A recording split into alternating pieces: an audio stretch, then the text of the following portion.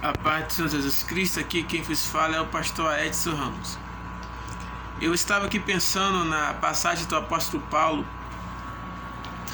em Filipenses capítulo 4, versículo 8, que o apóstolo Paulo vai nos dizer que tudo que seja puro, honesto, verdadeiro, sincero, nisso vós pensais. Em uma das maiores dificuldades do ser humano que vivemos hoje em relação à sua mente, os seus pensamentos, as suas ideias, os seus objetivos e os seus ideais. Vivemos em uma guerra de mentes. O apóstolo Paulo, ele vai nos orientar sobre algo muito forte, que essa guerra de mentes, ela existe, é uma guerra espiritual. Mas, pastor Edson, guerra de mentes é guerra de mentes. O apóstolo Paulo vai falar em Gálatas, capítulo 5, versículo 16 em diante, e no versículo aproximadamente 17 e 18, ele vai falar que a carne guerreia contra o espírito e o espírito guerreia contra a carne, porque são opostos entre si. Essa carne que o apóstolo Paulo fala e esse espírito que o apóstolo Paulo fala de duas pessoas, de dois fundamentos que há na vida humana. Quando Paulo vai direcionar a palavra carne, na sua linguagem greco-romana, ele vai falar sobre pensamentos antigos, pensamentos passados. Ou seja, a palavra carne fala sobre mente, ou velhos pensamentos que estão ocorrendo na mente da pessoa para puxá-la para trás, para fazer retrocedê-la. E quando ele vai falar sobre o Espírito, ele não fala do Espírito de Deus e nem do Espírito Santo. Ele fala do Espírito do homem. Ele fala da raça humana, da mente humana. Então aí Paulo vai nos apresentar dois tipos de mente. A mente que quer nos fazer retroceder e a mente que quer nos fazer avançar. A minha mãe sempre dizia que em nossas vidas há o cordeiro e ao lobo, e aquele que eu mais alimentar, mais vai vencer. Assim é a nossa mente. Nós temos uma guerra de mentes. Uma mente que quer nos fazer retroceder para trás, que é a mente carnal, o velho homem, né? Aquele velho homem que Jesus Cristo prega em João capítulo 3. Nicodemos vai encontrar Jesus à meia-noite. No horário romano era à meia-noite, como está em João capítulo 3. Porque o Evangelho de João foi escrito para os romanos. Mas no horário judaico era aproximadamente 3 horas da manhã. Dos 4 evangelhos que temos, 3 são escritos para o povo grego e 1 para o povo judeu. O único evangelho escrito para o povo judeu é o Evangelho de Marcos, né? Ele é escrito para o povo judeu. Os demais 13 evangelhos são escritos em grego. Então, quando João ele vai falar lá em João capítulo 3 que Nicodemos foi encontrar Jesus pela madrugada no horário romano, é aproximadamente 3 horas da manhã. E ali Jesus Cristo traz a ele um dos maiores sermões importantes que até Nicodemos não compreendia o que Jesus estava querendo falar naquela hora. Jesus falou assim, eis que te digo que é necessário nascer de novo. Ele não compreende o que Cristo quer falar, o que Cristo quer passar para ele. Aí ele indaga falando, como sendo eu velho, posso voltar ao ventre materno de minha mãe para nascer de novo? Aí Jesus Cristo fala, não, porque quem é nascido da carne é carne, mas quem é nascido do Espírito é Espírito. Aí Jesus Cristo está falando do novo nascimento. O novo nascimento. Nascer no Espírito. Nascer na graça de Deus, onde a mente humana ela é transformada pelo poder da renovação da nossa fé. Então esse é o convite que o Senhor nos faz, nascer de novo. Ele convida que o nosso espírito humano, a nossa ração humana, a nossa mente tenha uma transformação para que possa ocorrer um novo nascimento. É por isso que às vezes eu me pergunto: mutar a mente para mutar a vida. Essa é a nossa necessidade. Mutar a mente para poder mutar a vida. Voltando lá para Gálatas capítulo 5, nós vamos ver uma lista que o apóstolo Paulo faz de muitas coisas que nos atrapalham na nossa transformação da nossa mente. E ele ali vai colocar um catálogo muito importante sobre aquilo que nos impede de estarmos na presença de Deus. Primeiro catálogo que Paulo vai colocar é sobre os pecados morais, pecados que atingem a nossa moralidade e que nos afastam de Deus. Ele vai colocar primeiramente 3: prostituição, lascívia e cobiça. São os 3 pecados morais que mais nos atacam e mais nos distanciam de Deus. Paulo vai falar sobre isso e vai nos orientar sobre isso. E os outros pecados são os pecados que atingem não somente a nossa vida moral, mas também as nossas emoções e a nossa vida espiritual. Mas Paulo também vai nos trazer a sabedoria e a graça de que nós temos a solução para todos esses problemas, que ele nos apresenta o fruto do Espírito Santo, aquilo que está dentro de nós e que pode ser manifesto de dentro para fora. Quando o apóstolo Paulo escreve aos Tessalonicenses capítulo 5, versículo 23, se eu não me engano, se não for 1 Tessalonicense é a segunda, mas o capítulo é 5, versículo 23, ele diz assim: seja santificado o vosso espírito, alma e corpo. Paulo está falando de uma transformação de dentro para fora, espírito, alma e corpo. Paulo nos apresenta que somos tricotômicos. A mudança do Espírito Santo começa dentro de nós. Hebreus capítulo 4, versículo 12 vai nos falar que a palavra de Deus é mais penetrante do que qualquer espada afiada de 2 gumes e penetra até a divisão da alma e do espírito. Vai entre juntas e medulas, vai entre ossos, vai esquadrilhar as nossas vidas. É a palavra de Deus. A palavra de Deus é a única que tem o poder de fazer divisão entre a alma e o espírito, entre a ração e a emoção. É por isso que nós temos que tomar muito cuidado com as nossas emoções, porque elas podem nos distrair. Se você for guiado pela sua emoção, você não é guiado pelo Espírito de Deus. Você não é guiado pela sua ração. Porque muitas das vezes as nossas emoções, ela nos engana. A Bíblia vai falar lá em Provérbios capítulo 16, versículo 1, que diz assim: um homem planeja plano, mas a resposta certa vem de Deus. Você pode planejar planos, mas a resposta certa, ela vem do Senhor. E muitas das vezes nós nos desesperamos quando os nossos planos não estão certos. Mas a palavra de Deus diz lá em Mateus 6, a partir do versículo 19, Jesus vai orar e ensinar os discípulos a oração do Pai Nosso. E nenhuma das frases na oração ele fala assim: Pai, seja feita a tua vontade, assim na terra como no céu. Em Mateus capítulo 16, versículo 18, Jesus vai falar: o que é ligado na terra é ligado no céu. O que é ligado na terra é ligado no céu. Aquilo que é confirmado entre os homens é confirmado perante Deus. Mas o nosso maior perigo é que nós não queremos ter uma mente transformada. Não queremos mudar a nossa mente para mudar de vida. E automaticamente, quando mudamos a nossa mente, a nossa vida muda. O nosso pensamento muda, as nossas ideias mudam, as nossas atitudes, os nossos hábitos, as nossas palavras mudam. Porque a nossa mente, ela está sendo transformada.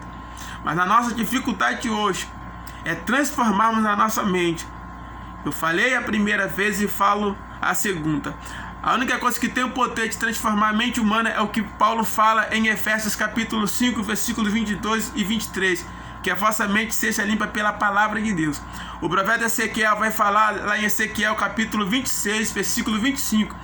E seja derramada água pura sobre vós, e vos purificarei, e arrancarei de vós o coração de pedra, e colocarei em vós o coração de carne, para que haja uma transformação de mente e uma transformação de vida. Nós somos limpos pela palavra de Deus. A palavra de Deus é a nossa bússola. O salmista Davi vai falar no Salmo 119, versículo 11: a tua palavra escondi na tábua do meu coração para não pecar contra ti. O salmista ainda vai falar no Salmo capítulo 119, versículo 105: luz para os meus caminhos é a tua palavra e lâmpada. Que nós possamos voltarmos para a palavra de Deus, porque a palavra de Deus produz poder, produz cura, produz libertação. A palavra de Deus é aquilo que o Senhor nos deixou para nos renovar dia após dia. Quando o Senhor Jesus Cristo vai falar a uma multidão, lá em João capítulo 6 e capítulo 7, Jesus vai falar a uma multidão. No capítulo 6, Jesus Cristo fala de uma forma bem dura e a multidão abandona Jesus. A multidão, ela se dispersa. Jesus Cristo olha para Pedro e pergunta: Pedro, tu não queres ir também? Pedro fala: para onde eu irei, se só tu tem a palavra de vida eterna? Essa palavra, ela está conosco. Ela possui 66 livros, 39 no Antigo Testamento e 27 no Novo, escrita por mais de 40 autores. Essa é a palavra de Deus, é a nossa bússola que nos orienta, que o Senhor deixou para nós. Uma vez foram prender Jesus Cristo. Jesus estava ministrando, trazendo uma palestra, uma palavra. Foram prender Jesus Cristo no cume do monte. Quando chegaram lá para prender Jesus Cristo, não conseguiram. Quando voltaram para as suas autoridades, para o senado, os fariseus e escribas, perguntaram: cadê ele? E aqueles homens que foram prender Jesus falaram: olha, nunca vimos ninguém falar como ele. Ele fala com autoridade. Eu queria nesse momento estar lá com Jesus e conhecer Jesus de perto e ver como ele ministrava, como ele falava, porque apenas uma palavra de Jesus Cristo transformava vidas. A Bíblia diz que aproximadamente de 5 a 15 mil pessoas acompanhavam Jesus Cristo continuamente. Jesus Cristo, ele não tinha uma classe específica de pessoa para pregar. O ministério de Jesus não era dividido entre crianças, pré-adolescentes, jovens, adultos, velhos, não. Jesus Cristo tinha tanto poder em suas palavras que a sua única palavra atingia todas as classes de pessoas. A única palavra de Jesus Cristo atingia várias classes de pessoas. Podia ser crianças. Uma certa vez os discípulos tentaram falar para Jesus Cristo não ministrar para as crianças, tentaram impedir as crianças de estarem com o Senhor Jesus. Jesus olhou para eles e os repreendeu, falou: olha, tu estás ao reino dos céus. Uma certa feita Jesus perguntou: olha, alguém me tocou, porque de mim saiu virtude. E os discípulos foram os primeiros a reclamar: Jesus, a multidão te aperta e te oprime, e tu pergunta: quem me tocou? Então nós vemos que Jesus Cristo, com a sua simples palavra, tocava multidões. Ele não precisava pregar de uma forma específica. Eu estou pregando para você, eu estou pregando para você. Ele não precisava subir em um púlpito e lançar letras no púlpito. Porque há certos pregadores que quando vão pregar, há certos pastores principalmente, que quando vão pregar, eles sobem no púlpito e para ofender os irmãos, ele joga piata lá de cima. Joga a palavra no ar. E a gente não é nada bobo, a gente começa a olhar para trás e perguntar: para quem que o pastor está falando isso? Jesus não precisava disso. As palavras de Jesus Cristo não era para ofender ninguém, era para encantar. A sabedoria de Jesus Cristo era para encantar vidas. Ele tinha esta unção. Ele sabia pregar para um homem sexual sem ofendê-lo. Ele sabia pregar para uma prostituta sem condená-la. Ele sabia pregar para um cobrador de imposto injusto, sem falar para ele que ele estava sendo corrupto. Jesus Cristo teve tanta sabedoria para pregar para Zaqueu, que Zaqueu, quando caiu em si, ele diz assim: eu vou redobrar, eu vou dar 4 vezes mais aqueles que eu roubei. Jesus não falou para Zaqueu que ele estava roubando imposto. Jesus não acusou Zaqueu de ser ladrão, de ser corrupto. Mas as palavras de Jesus Cristo convenceram tanto Zaqueu que ele falou: eu tenho que me redimir. E o nosso maior problema hoje, nas igrejas atuais, que queremos pregar bem, pregar bonito, falar bem, mas nos falta uma coisa: a essência da palavra, a autoridade da palavra de Deus, a sabedoria da palavra. Então, enquanto você estiver pregando na sua igreja, pode ser culto de terça, domingo, quarta, seja qual culto que for, você tem que entender a onda do Espírito Santo, a presença do Espírito Santo na hora que ele direcionar o culto, na hora que ele mutar o culto, mutar a palavra. Você tem que entender a hora que o Espírito Santo estiver te direcionando para mutar a palavra. Talvez você esteja pregando em um culto de domingo e entre ali pessoas que precisam se converter. Aí você tem que ter uma visão de evangelista. Quantas pessoas que não são crentes estão nesse culto? 4. Então você tem que ter uma direção de texto para mudar a sua palavra, para trazer uma palavra de evangelização para aquelas pessoas que ali estão. É uma das essências que nós estamos perdendo hoje. A palavra revelada, a palavra rema, a Shekinah de Deus, que é uma palavra revelada que o Senhor nos concede no momento que é preciso. Então deixe que a palavra de Deus mude a sua mente em nome de Jesus, para que você tenha uma vida mutada e transformada. Eu quero deixar aqui essa saudação e também relembrar os irmãos o que Paulo fala em Gálatas capítulo 2, versículo 20. Ele diz assim: logo já não sou eu que vivo, mas Cristo vive em mim. E o viver que agora vivo na carne, vivo pela fé, mediante ao Filho de Deus que me amou e que por si mesmo se entregou a mim. Então que nós possamos viver pela fé, crendo no Filho de Deus. O tempo que vivemos hoje não é mais de olhar para os homens, é de olhar para Deus. Romanos capítulo 12, versículo 2 diz: olhai para o autor e consumador da vossa fé. Lá em Salmo capítulo 121, versículo 1 diz: eleva os meus olhos para o monte, de onde me virá o socorro. O meu socorro vem do Senhor, que fez o céu e a terra. O salmista, quando escreveu o Salmo 121, versículo 1, ele estava cercado por Saul na caverna de Adulão. Ele não tinha como sair daquela caverna, né?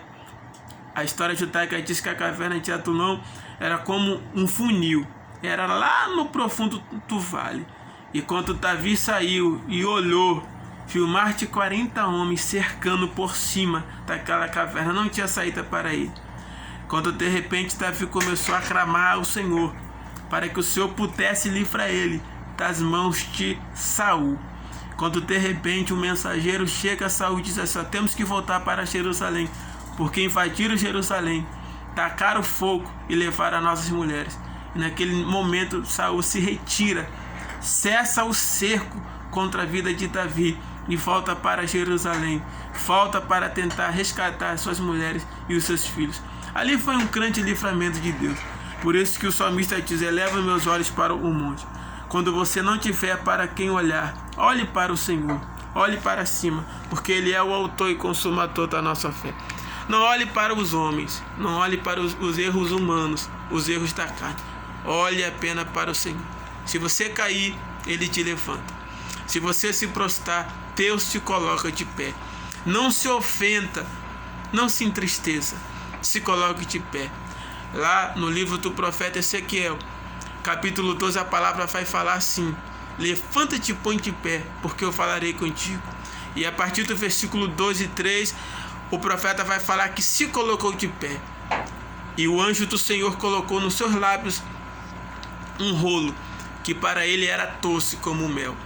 Segundo a tradição judaica, quando uma criança de 5 anos de idade, ela era alfabetizada e ela acertava as letras no momento da sua alfabetização. Os pais davam a ele um polinho, como fosse um doce de mel, com a letra que ele estava acertando, para que ele pudesse comer.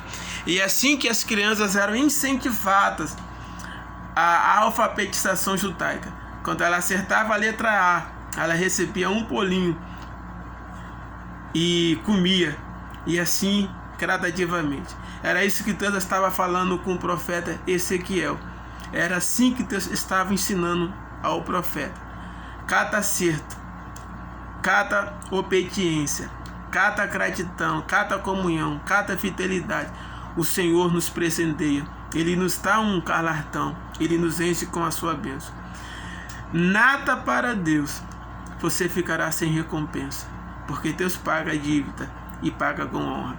Que Deus em Cristo vos abençoe. Obrigado por assistir mais esse vídeo e que o Senhor faça da sua mente uma mente transformada. Mutar a mente para mutar de vida. Que Deus em Cristo vos abençoe, em nome de Jesus. Amém.